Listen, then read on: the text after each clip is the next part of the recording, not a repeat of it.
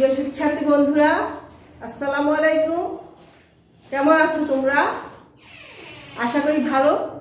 আমি আলহামদুলিল্লাহ ভালো আছি। আজ আবার আমি তোমাদের মধ্যে আসলাম। আজ আমরা নবম এবং দশম শ্রেণীর পাঠ্য বাংলা প্রথম পত্র বই থেকে আমরা একটি কবিতা পড়ব। ঠিক আছে? তার আগে তোমাদেরকে আমি একটা ছবি দেখাচ্ছি, তোমরা ছবিটা দেখো। এখানে আমরা কি দেখতে পাচ্ছি?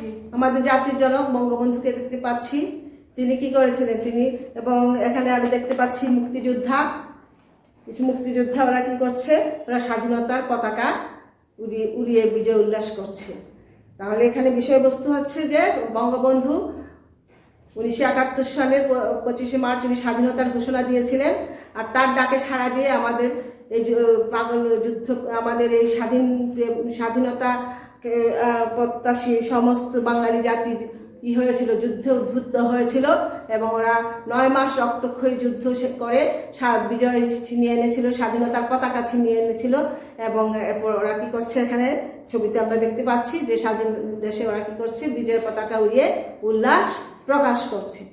তাহলে বুঝতেই পারছো যে আজকে আমরা যে কবিতাটা পড়ব, এটা পটভূমি হচ্ছে আমাদের স্বাধীনতা যুদ্ধ। তাহলে কবিতাটার নাম হচ্ছে তোমাকে পাওয়ার জন্য হে স্বাধীনতা। এই স্বাধীনতা পাওয়ার জন্য আমরা যে ত্যাগ তিতিক্ষা, যে অপেক্ষা, যে শ্রম, যে রক্ত দিয়েছি, যেই জীবন দিয়েছি, তারই পটভূমিতে আমাদের আজকের এই কবিতা। তোমাকে পাওয়ার জন্যে হে স্বাধীনতা, তোমাকে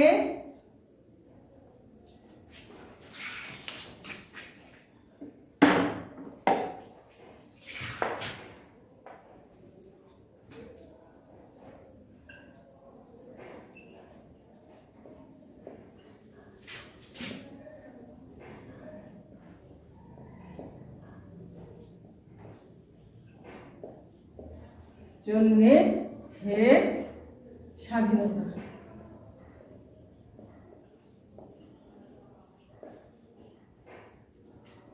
এই কবিতাটা লিখেছেন আমাদের একজন প্রিয় কবি, একজন স্বনামধন্য কবি। তার অনেক কবিতা, তিনি যুদ্ধ চলাকালীন সময় স্বাধীনতার উপর অনেক কবিতা লিখেছেন, আমাদের স্বাধীনতা যুদ্ধের উপর অনেক কবিতা লিখেছেন।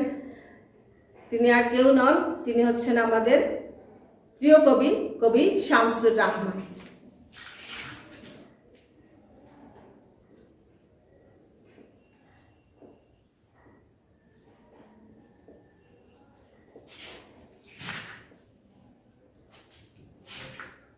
কবির জন্ম হচ্ছে 1929 খ্রিস্টাব্দে এবং মৃত্যু হচ্ছে 2006 খ্রিস্টাব্দে। 1929 খ্রিস্টাব্দে এবং মৃত্যু হচ্ছে 2006 খ্রিস্টাব্দে।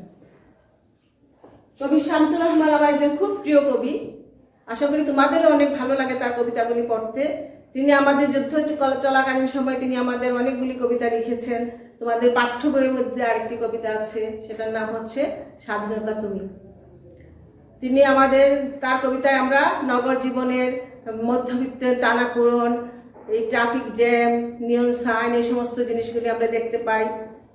আমাদের বাংলা সাহিত্যে যেমন একজন কবি আছেন পল্লী কবি জসিমউদ্দিন, তেমনি আমাদের বাংলা সাহিত্যে তাকে আমরা কি ডাকি? নাগরিক কবি ডাকি। নাগরিক কবি শামসুর রাহমান। তিনি 21শে পদক, তারপর স্বাধীনতা পদক ইত্যাদি বিভিন্ন পদকে ভূষিত হয়েছেন। তার কাব্যগ্রন্থ বন্দি শিবির থেকে, এই কাব্যগ্রন্থ থেকে আমাদের এই কবিতাটা নেওয়া হয়েছে। আমি আগেও বলেছি, তোমরা যখন কবিতা পড়বে বিখ্যাত কবিদের জন্মসাল, মৃত্যুসাল, তাদের কাব্যগ্রন্থ, তাদের বিভিন্ন পেশা বা তাদের অরিজিনাল পেশা কী ছিল, এগুলি এই যেমন কবি শামসুর রহমানের পেশা ছিল সাংবাদিকতা।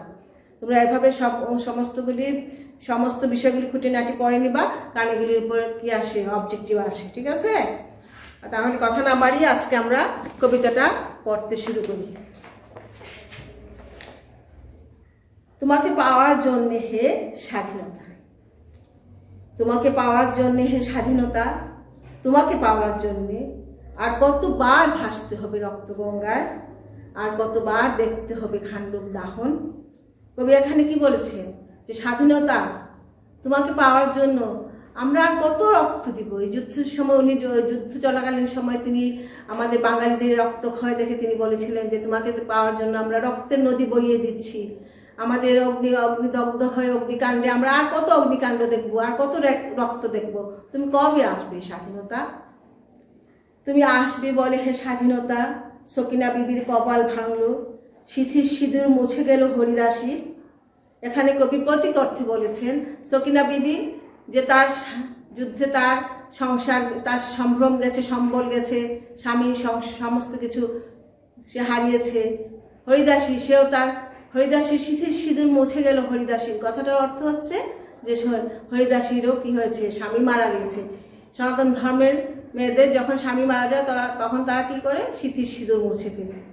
এই যে সখিনা বিবি, হরিদাসী, এগুলি কবি প্রতীক অর্থে ব্যবহার করেছেন।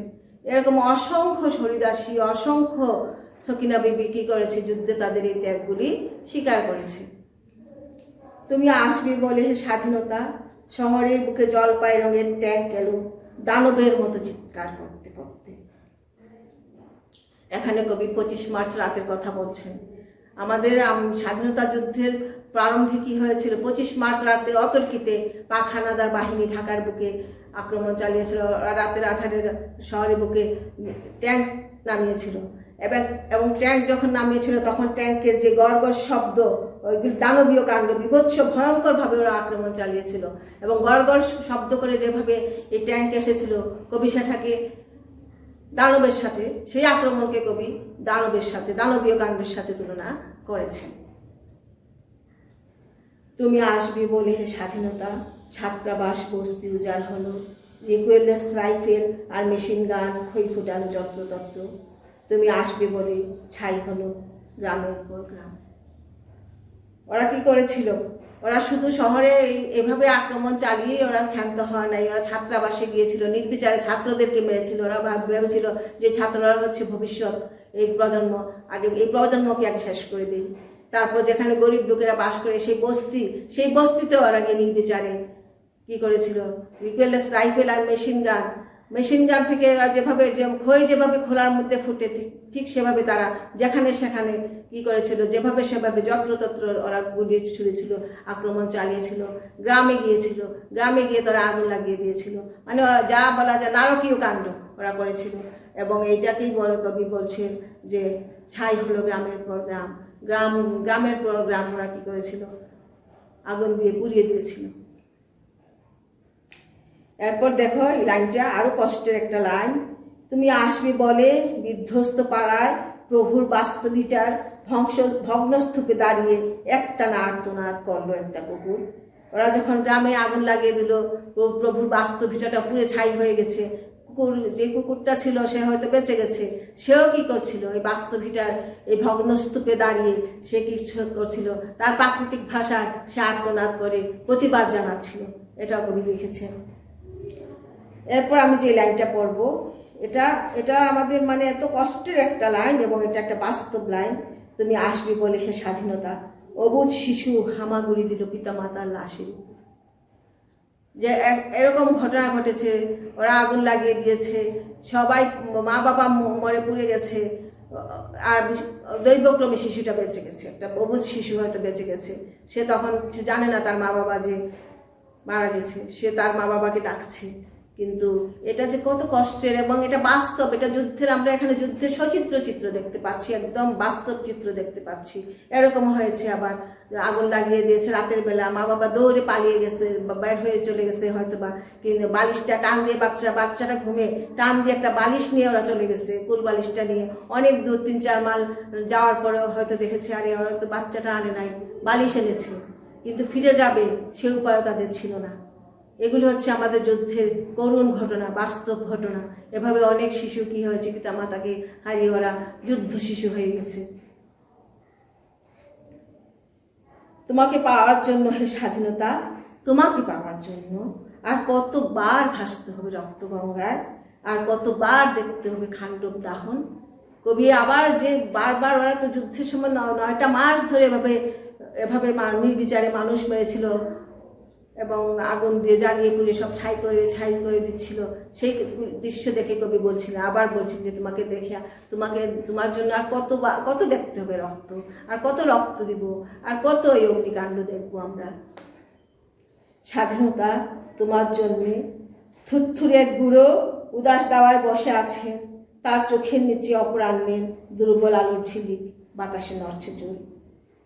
যে স্বাধীনতার জন্য আমরা সবাই ওই অপেক্ষাগুলি কবি এভাবে দেখাচ্ছেন, যে স্বাধীনতার জন্য একজন বৃদ্ধ বয়স্ক লোক যে বয়সের ভারী নুয়ে পড়েছে, তার চোখের মধ্যে একদম অপরাহ্নের মানে তার জীবনের শেষ সময় দুর্বল আলোর ঝিলিক, কিন্তু সেই আলোর ঝিলিকে সে ঝিলিক দেখছে, তার ছেলে হয়তো যুদ্ধে গেছে, সেই দাওয়ায় বসে উদাসভাবে সে অপেক্ষা করছে যে তার ছেলে ঠিকই ফিরে আসবে, ঠিকই একদিন এই দেশটা স্বাধীন হবে এবং স্বাধীন দেশে বিজয়ের পতাকা উড়িয়ে তার ছেলে ঠিকই ফিরে আসবে। স্বাধীনতা তোমার জন্য মোল্লা বাড়ির এক বিধবা দাঁড়িয়ে আছে নরবরে খুঁটি ধরে দগ্ধ ঘরের। ঘরটা আগুনে পুড়ে গেছে, তার স্বামীকেও মেরে ফেলেছে মোল্লা বাড়ির। সেই বাড়ির বিধবা বউটা, সেও আবার এই দগ্ধ খুঁটিটা ধরে সেও দাঁড়িয়ে আছে, সে অপেক্ষা করছে যাক আমার সব চলে গেছে, তারপর দেশটা স্বাধীন হোক, আমি স্বাধীন দেশে বাঁচবো, হয়তো স্বাধীন দেশের মুক্ত বাতাসে আমি নিঃশ্বাস নিব, সেই আশায় সেও দাঁড়িয়ে আছে যে স্বাধীনতা আসবে, এত ত্যাগের পর নিশ্চয়ই স্বাধীনতাটা আসবে। স্বাধীনতা তোমার জন্য হাড্ডি সার এক অনাথ কিশোরী শূন্য থালা হাতে বসে আছে পথের ধারে। একটা অনাথ কিশোরী যার মা বাবাকে মেরে ফেলেছে এই যুদ্ধে, যার মা বাবা নাই, এগুলি প্রতীক অর্থে এরকম অসংখ্য অনাথ কিশোরী, অসংখ্য মোল্লাবাড়ির বউ এভাবে অপেক্ষা করছিল। এই কিশোরী সেও শূন্য থালা হাতে, তার পেটে ভাত নাই, সে তারপরে পথের ধারে এসে বসে আছে যে না আবার আমার দেশ স্বাধীন হবে, এই স্বাধীন দেশে আমি হয়তো দু মুঠো পেট ভরে ভাত খেতে পারবো, মুক্ত বাতাসে আমি নিঃশ্বাস নিব, আবার নতুন জীবন আমার শুরু হবে, সেই আশায় সেও বসে আছে। এখানে আমরা এখন যেই প্যারাটা আমি পড়বো, এটা হচ্ছে আমার যুদ্ধের বাস্তব চিত্র, যে যুদ্ধে শুধু আমরা নিয়মিত বাহিনী বা সেনাবাহিনী ওরাই অংশগ্রহণ করে নাই, এখানে সর্বস্তরের মানুষরা অংশগ্রহণ করেছিল।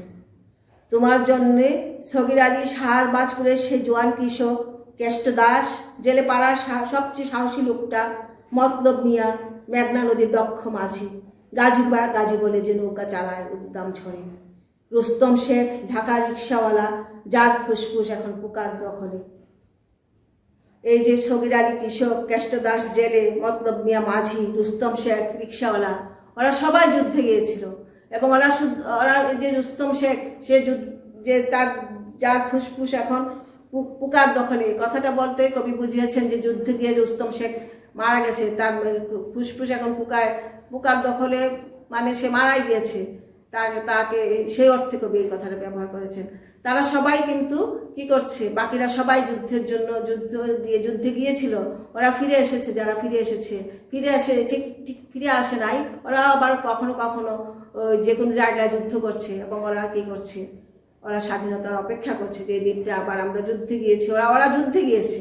এবং এইটা কবি বুঝাচ্ছেন যে এই ধরনের সর্বস্তরের মানুষরা যুদ্ধে গিয়েছিল, যে যেখান থেকে পেরেছিল। বঙ্গবন্ধু বলেছিলেন যার যা আছে তা নিয়ে তোমরা শত্রুর মোকাবেলা করবে, ঘরে ঘরে দুর্গ গড়ে তুলবে। এই কবিতার এই লাইনগুলিতে আমরা দেখতে পাচ্ছি যে ঠিকই যার যা আছে তাই নিয়ে তারা যুদ্ধে গিয়েছিল, কোনো ট্রেনিং ছিল না, কোনো বাস্তব কোনো যুদ্ধের অভিজ্ঞতাও ছিল না, কিন্তু ওরা যুদ্ধে গিয়ে শত্রুর মোকাবেলা করেছিল। এই কথাগুলি আমরা এই কবিতার মাধ্যমে আমরা জানতে পারি। এরপরের লাইনটা হচ্ছে একদম যুদ্ধের সবচেয়ে একটা চুম্বক লাইন। আর রাইফেল কাঁধে বনে জঙ্গলে ঘুরে বেড়ানো সেই তেজি তরুণ, যার পদভারে এক নতুন পৃথিবীর জন্ম হতে চলেছে, সবাই অধীর প্রতীক্ষা করছে তোমার জন্য হে স্বাধীনতা। কবি নজরুল ইসলাম তার যৌবনের গান প্রবন্ধে লিখেছেন, এখন যৌবন যার তারই তো সময় যুদ্ধে যাওয়ার। এই যে যৌবন দীপ্ত তরুণ, তাদের রক্তে কি আছে, নতুন প্রাণের স্পন্দন আছে, ওরা কোনো ভয় ডর নাই, ওদের কোনো পিছু টান নাই, ওরা গিয়েছিল, ওরা সম্মুখ যুদ্ধে ওরা অংশগ্রহণ করেছিল। যুদ্ধের 9 মাস ওরা আর ঘরে ফিরে নাই, অনেকে তাদের মা বাবাকে না জানিয়েও যুদ্ধে চলে গিয়েছিল, কেউ ফিরে এসেছে, কেউ স্বাধীনতার সূর্য দেখেছে, কেউ দেখে নাই, কিন্তু ওরা বনে বাজারে দাবিয়ে বেরিয়েছে এবং ওরা প্রতীক্ষা করছে যে ওদের এই পদভারে, ওদের এই দীপ্ত পদভারে এই নতুন পৃথিবীতে ঠিকই একদিন স্বাধীনতা আসবে। পৃথিবীর এক প্রান্ত থেকে অন্য প্রান্তে জ্বলন্ত ঘোষণার ধ্বনি প্রতিধ্বনি তুলে নতুন নিশান উড়িয়ে দামামা বাজিয়ে দিক বিদিকে এই বাংলায় তোমাকে আসতেই হবে স্বাধীনতা। আমি বলেছিলাম যে কবিতাটা কবি লিখেছিলেন যুদ্ধকালীন সময়। তিনি এই যুদ্ধের এই বাস্তব চিত্রগুলি উনি দেখছিলেন, তিনি ছিলেন সাংবাদিক, তিনি দেখছিলেন সব, এবং তিনি এই কথা বলছেন, এত ত্যাগ, এত রক্ত, এত প্রাণের বিনিময়ে, এত অপেক্ষার বিনিময়ে আমরা কি স্বাধীনতাটা পাবো না? এই স্বাধীনতা আমাদের ন্যায্য দাবি। আমরা অবশ্যই, বাঙালি এত ত্যাগ বৃথা যাবে না, এত প্রাণ বৃথা যাবে না, এত রক্ত বৃথা যাবে না। তোমাকে আসতেই হবে, পৃথিবীর যে প্রান্তেই থাকো, যেখানেই থাকো, এই পৃথিবীর মানচিত্রে তোমাকে আসতেই হবে সেই স্বাধীনতা। তোমাকে দামামা বাজে, দামামা হচ্ছে যুদ্ধের বাজনা, এই যুদ্ধ যখন শেষ হয়ে যায় এই বাজনাটা বাজে, এই দামামা বাজে নিশান উড়িয়ে তোমাকে আসতেই হবে এই বাংলার বুকে হে স্বাধীনতা। এটা হচ্ছিল কবির প্রাণের দাবি, এটা ছিল 7.5 কোটি বাঙালির প্রাণের দাবি। এবং ঠিকই আমরা সেই স্বাধীনতার সূর্য আমরা ছিনিয়ে এনেছিলাম, এই দেশ স্বাধীন হয়েছে। আজ আমরা স্বাধীন দেশে বাস করি, স্বাধীন দেশের মুক্ত বাতাসে আমরা বাস করি। আমরা পৃথিবীর বুকে এখন মাথা উঁচু করে দাঁড়িয়েছি। আজ আমরা উন্নয়নশীল দেশের মর্যাদা লাভ করেছি। আমরা যুদ্ধ, আমাদের সেই যুদ্ধ, আমাদের 52-ই আমরা প্রথমে, আমরা হচ্ছে যোদ্ধা জাতি। 52-তে আমরা আন্দোলন করেছিলাম আমাদের ভাষার অধিকারের জন্য, তখন আমরা ভাষার অধিকার ছিনিয়ে এনেছিলাম। 71-এ আমরা যুদ্ধ করেছিলাম স্বাধীনতার জন্য, আমরা স্বাধীনতা ছিনিয়ে এনেছিলাম। এখনও আমরা একটা যুদ্ধের অবস্থার মধ্যে আছি, একটা অদৃশ্য ভাইরাসের বিরুদ্ধে আমরা যুদ্ধ করছি। আমাদের সারা বিশ্ব এই ভাইরাসের বিরুদ্ধে অস্তিত্ব টিকিয়ে রাখার জন্য যুদ্ধ করছে। এই যুদ্ধে আমরা জয়ী হয়েছি। এই যে আজকে আমরা এই যে তোমাদের সাথে সম্পৃক্ত হতে পেরেছি, আমাদের দেশ এখন ডিজিটাল দেশ, ডিজিটাল বাংলাদেশ, এবং ডিজিটালের এই তথ্য প্রযুক্তিতে আমরা এত এগিয়ে গিয়েছি যে এই করোনাকালীন সময়ে আমরা তোমাদের সাথে সম্পৃক্ত হতে পেরেছি এই স্বাধীনতার জন্য। এই আজকে আমরা স্বাধীন দেশে বাস করি বলে আমরা এই অধিকারটুকু পেয়েছি, আমরা এভাবে উন্নত হতে পেরেছি। আশা করি তোমরা এই কবিতাটা খুব সুন্দরভাবে পড়বে, এবং আমি যে পড়েছি তোমরা আসলে এটা খুব সুন্দর করে অনুধাবন করেছো। স্বাধীনতার স্বরূপটা তোমরা অনুধাবন করেছো। স্বাধীনতা যুদ্ধে আমাদের দেশের যারা যুদ্ধে অংশ নিয়েছিল, যারা 30 লক্ষ যারা রক্তের বিনিময়ে, 30 লক্ষ শহীদের রক্তের বিনিময়ে, অসংখ্য মা বোনের ইজ্জতের বিনিময়ে আমরা এই দেশ স্বাধীন হিসেবে পেয়েছি। এবং তাদের প্রতি তোমাদের কি হচ্ছে, এই কবিতাটা পাঠের পর নিশ্চয়ই তোমাদের তাদের প্রতি শ্রদ্ধা, তোমাদের মাথা নত হয়ে এসেছে। তোমরা বুঝতে পারছো যে এই যুদ্ধে এই স্বাধীনতাটা আমরা এমনি এমনি পাই নাই, কেউ আমাদেরকে এমনি এমনি এনে দেয় নাই। আমরা অনেক ত্যাগের বিনিময়ে, অনেক রক্তের বিনিময়ে আমরা এই স্বাধীনতাটা পেয়েছি। এখন স্বাধীনতা পাওয়ার চেয়ে স্বাধীনতা রক্ষা করা অনেক কঠিন।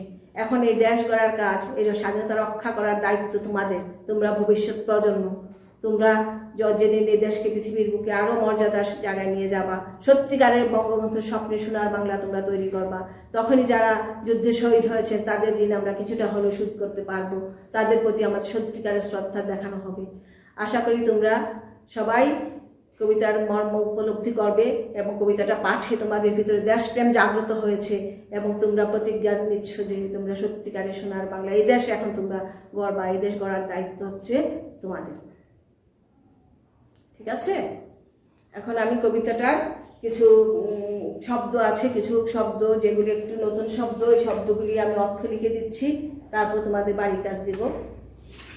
রক্তগঙ্গা, প্রথমে দেখো একটা শব্দ হচ্ছে রক্তগঙ্গা, হচ্ছে রক্তের নদী, মানে রক্ত যেভাবে আমাদের, যেভাবে মুক্তিযোদ্ধারা যেভাবে নির্বিচারে ওরা মেরেছে, ওদেরকে মেরেছে, 30 লক্ষ শহীদ যেভাবে রক্ত দিয়েছে, এই রক্তকে কবি একটা রক্তের নদীর সাথে তুলনা করেছে।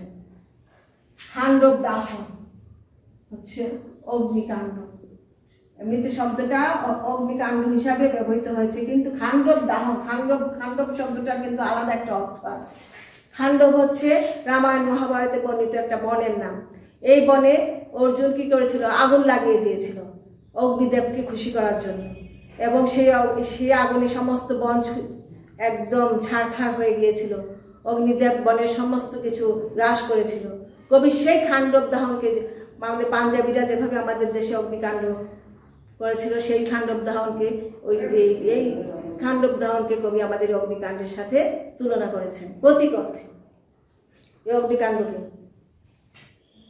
যত্রতত্র, যত্রতত্র হচ্ছে যেখানে সেখানে। বাস্তুভিটা, বাস্তুভিটা হচ্ছে বসত বাড়ির ভিটা, বসত বাড়ির ভিটা। বাস্তুভিটাতে, বাস্তুভিটা যেখানে বসত মানুষ বাস করে, সেখানে কিন্তু যুদ্ধের সময় আগুন দেওয়ার কোনো নিয়মই না। যুদ্ধ হবে যেখানে স্থাপনা, যেখানে মধ্যে অনেক জায়গায় বোমা টোমা ফেলে, এগুলি একটা নিয়ম আছে, একটা কোডও আছে, কিন্তু ওরা কিছুই মানে নাই। ওরা কি করেছিল? ওরা মানুষের বাড়িতে বাড়িতে গিয়ে আগুন দিয়েছিল। বাস্তুভিটা হচ্ছে বসত বাড়ির ভিটা। ঠিক আছে, তোমরা এই শব্দার্থগুলি উঠায় নাও।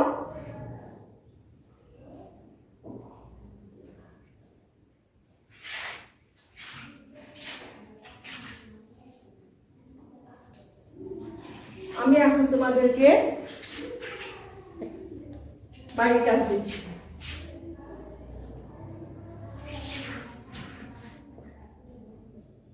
প্রথমে এক নাম্বার একটা দুটো উদ্দীপক দিচ্ছি। রেল লাইনের ধারে, রেল লাইনের ধারে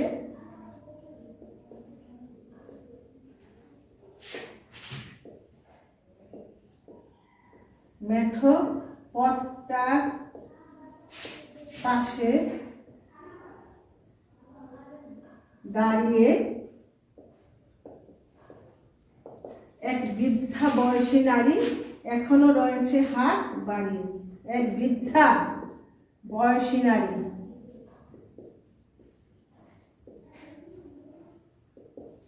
এখনো রয়েছে হাত বাড়িয়ে।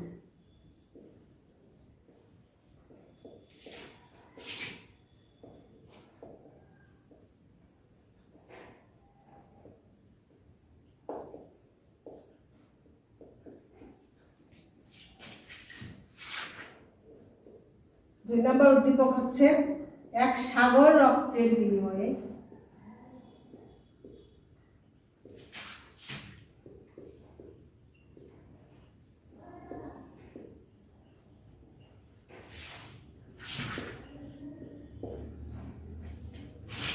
বাংলার স্বাধীনতা আনলে যারা, বাংলার স্বাধীনতা আনলে যারা,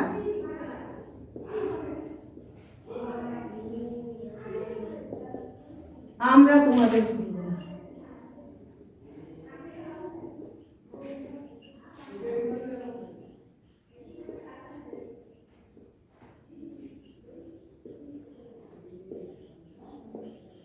আমরা তোমাদের ভুলব না।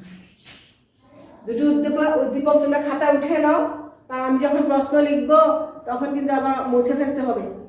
উদ্দীপকের আমি প্রশ্ন দিচ্ছি ক নম্বর, যেটা জ্ঞানমূলক প্রশ্ন। এই জ্ঞানমূলক প্রশ্নটা হচ্ছে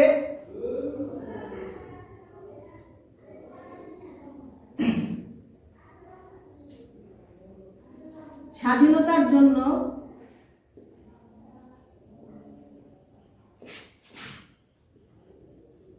কোন বাড়ির বউ, কোন বাড়ির বিধবা বউ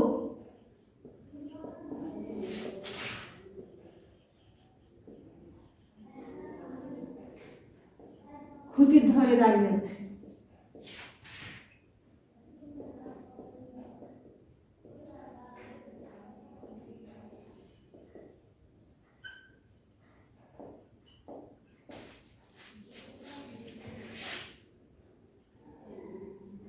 হচ্ছে সিথির সিঁদুর মুছে গেল হরিদাসীর। সিথির সিঁদুর মুছে গেল হরিদাসীর।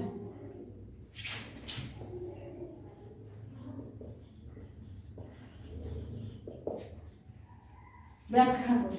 এটা হচ্ছে অনুধাবনমূলক প্রশ্ন।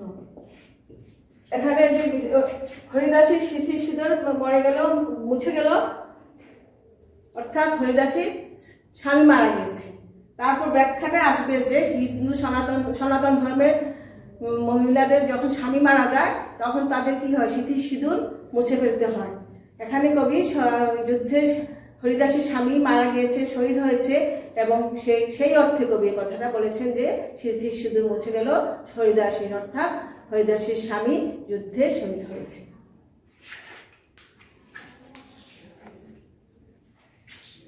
তারপর আমি এই যে এখানে এটাই মুছে দিলে তুমি মুছি, আর 1 নাম্বার উদ্দীপকের আলোকে আমি গ নাম্বার প্রশ্নটা দিব, যেটা প্রয়োগ প্রশ্ন। প্রয়োগ প্রশ্নটা দিব আমি 1 নাম্বার উদ্দীপকের আলোকে। 1 নাম্বার উদ্দীপক থেকে আলোকে না, তুমি লিখবা পাঠ্য বইয়ের আলোকে, কিন্তু তুমি 1 নাম্বার উদ্দীপক থেকে দিচ্ছি গ নাম্বার প্রশ্ন। 1 নং উদ্দীপকে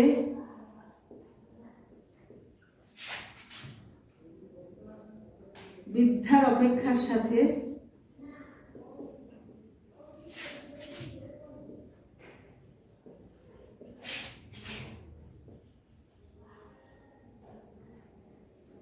তোমাকে পাওয়ার জন্য স্বাধীনতা কবিতার অপেক্ষার তুলনা করো।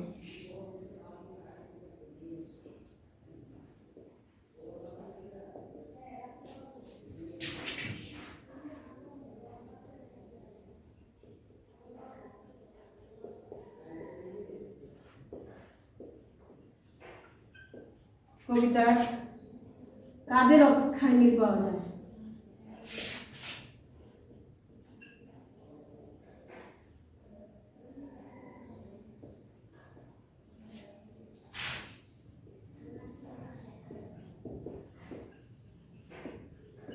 এখানে আমরা দেখতে কি পাচ্ছি যে স্বাধীনতা তোমাকে পাওয়ার জন্য স্বাধীনতা কবিতা আমরা দেখছি এক বৃদ্ধ অপেক্ষা করছে, তারপর বিধবা মোল্লাবাড়ি বউ অপেক্ষা করছে, রাস্তার ধারে সেই অনাথ কিশোরী সে অপেক্ষা করছে, সবাই অপেক্ষা করছে, পুরো দেশ অপেক্ষা করছে, সবার যে যার অবস্থান থেকে অপেক্ষা করছে। কারো স্বামী মারা গিয়েছে, কারো বাবা মা মারা গিয়েছে, কারো ছেলে যুদ্ধে গিয়েছে, কিন্তু সবাই কি করছে? সবাই স্বাধীনতার জন্য অপেক্ষা করছে। অবশ্যই এত ত্যাগ, এত রক্ত, এত অশ্রু, তারপরে আমরা কি হব যেদিন আমরা তারপরেও যদি আমরা আমাদের দেশ স্বাধীন হয়, আমরা যদি স্বাধীনতার সূর্য দেখতে পাই, তাহলে আমাদের এই ত্যাগ, এই বিসর্জন, এই রক্ত সব কিছুই কি হবে? কোনো কিছুই বৃথা যাবে না, এগুলি সার্থক হবে। আমাদের এই ত্যাগ কি হবে? এই অপেক্ষার অবসান হবে, আমাদের এই ত্যাগ সার্থক হবে। তারপর ঘ নাম্বার প্রশ্নটা দিচ্ছি, উচ্চতর বিশ্লেষণ।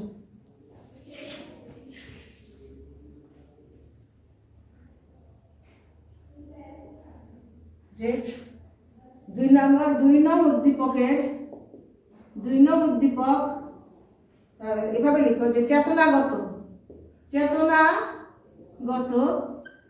মিল থাকলেও, চেতনাগত মিল থাকলেও 2 নং উদ্দীপক তোমাকে পাওয়ার জন্য স্বাধীনতার তোমাকে পাওয়ার জন্য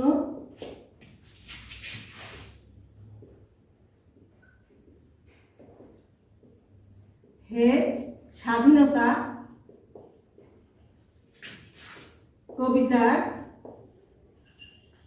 সমগ্র ভাব ধারণ করে না।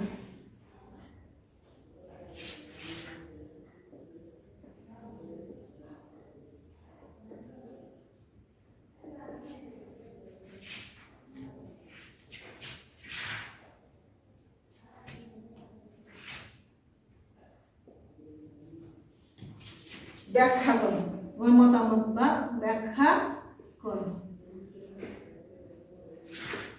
তোমার মতামত ব্যাখ্যা করো, তোমার মতামত ব্যাখ্যা করো। তাহলে আমরা কি দেখতে পাই যে এখানে বলছে এক সাগর রক্তের বিনিময়ে বাংলার স্বাধীনতা আনলে যারা, আমরা তোমাদের ভুলবো না। এই লাইনটাতে আমরা শুধু শহীদদেরকে স্মরণ করেছি, কিন্তু আমাদের কবিতাতে কি আছে? সেই 25 মার্চ থেকে 16 ডিসেম্বর পর্যন্ত স্বাধীনতা যুদ্ধের যে ঘটনাগুলি ঘটেছিল, একদম এই কবিতাটা কি আমাদের একদম স্বাধীনতার একটা পূর্ণাঙ্গ দলিল। আমরা এই কবিতাটা পাঠ করলে আমরা যুদ্ধের সমস্ত চিত্রগুলি আমাদের চোখের সামনে ভেসে উঠে। তাহলে কিন্তু চেতনা দুটোই স্বাধীনতার চেতনা, কিন্তু চেতনাগত মিল থাকলেও দুটো এই উদ্দীপকটা কিন্তু কবিতার সমগ্র ভাব ধারণ করে না। ঠিক আছে?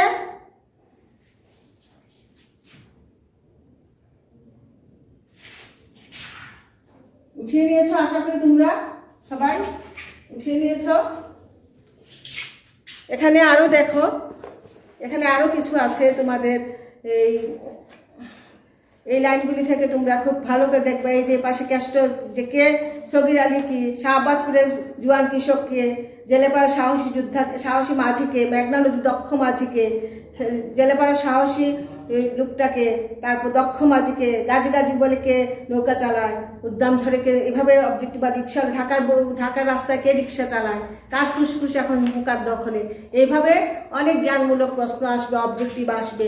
তারপর খান্ডব দাহন থেকেও আসবে অনুধাবনমূলক প্রশ্ন। ঠিক আছে, এই কবিতাটা তোমাদের জন্য খুবই ইম্পর্টেন্ট। আশা করি তোমরা ভালো করে পড়বে এবং বাড়ির কাজটা সুন্দর করে করবে। ঠিক আছে, সবাই ভালো থাকো। আগামী ক্লাসে তোমাদের জন্য সাথে আমার আবার দেখা হবে ইনশাআল্লাহ। এই করোনাকালীন সময়ে তোমরা যখন বাইরে যাবে অবশ্যই সামাজিক দূরত্ব বজায় রাখবে, সবাই অবশ্যই মাস্ক পরবে এবং সবাই সাবধানে থাকবে। সবাইকে আমার জন্য অসংখ্য দোয়া রইল, আমার জন্য দোয়া করবে। খোদা হাফেজ।